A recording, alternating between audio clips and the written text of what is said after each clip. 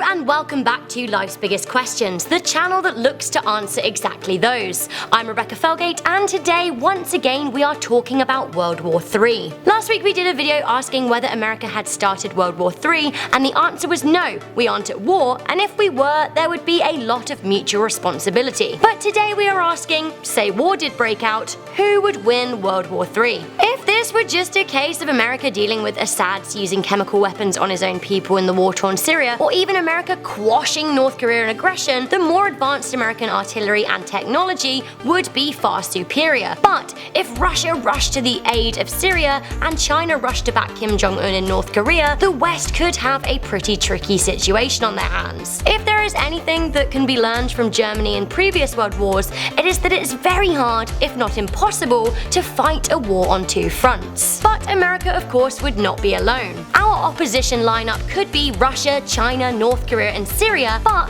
teamed up South Korea and the United States would almost undoubtedly have the backing of Canada, the UK, and large parts of Europe. Let's have a look at military strength. The USA, in theory, has the most powerful military in the world. There are 1.4 million active troops in the States, 13,892 aircraft, 8,848 tanks, and the biggest naval fleet in the world, which includes 288 battle force ships and over 300,000 active personnel. The United States budget is almost 10 times that of Russia's, with the States slapping down $577 billion on war compared to Russia's $60 billion. Russia, North Korea, China, and Syria's naval fleets combined are nothing compared to the United States, without factoring in their powerful allies like the UK and South Korea. China, however, is less well equipped, but does have more active troops, 2,333,000 to be precise, and Russia, well, their only upper hand is controlling a lot of oil. Nuclear weapons, who has them? Well, Russia actually has the most, 7,300 to the United States 6,970. North Korea has about 10,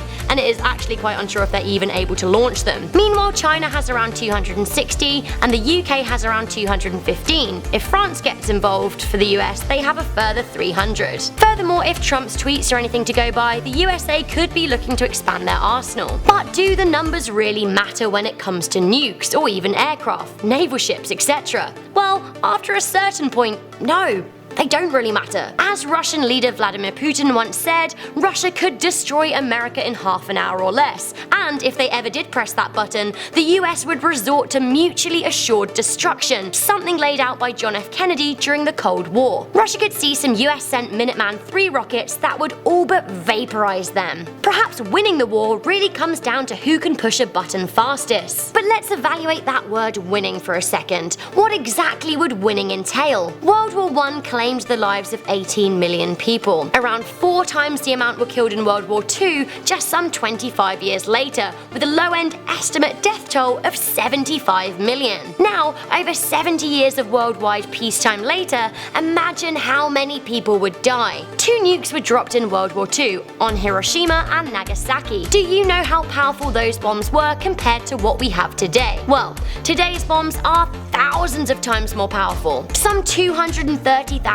people died horrible deaths in those 2 blasts alone. Some even had their skin melted off their bodies. If the world went to war today, tomorrow, in a week, in a month, in a year, whenever, there would be no winners. Only countries destroyed, with their land poisoned with nuclear waste for years to come. There wouldn't be one loser. The whole world would hurt. The rivers would run with blood, and life as we know it would not and could not be the same ever again. If you're asking who could do the most damage, the answer is probably, all things considered, America, but not before Russia took a huge, never-healing chunk out of it. It would be close too, and ultimately, it would not be worth it. To win at war is to lose at peace, and if we enjoy living comfortable, informed, and technologically advanced lives on this planet, then we have to focus on winning at peace.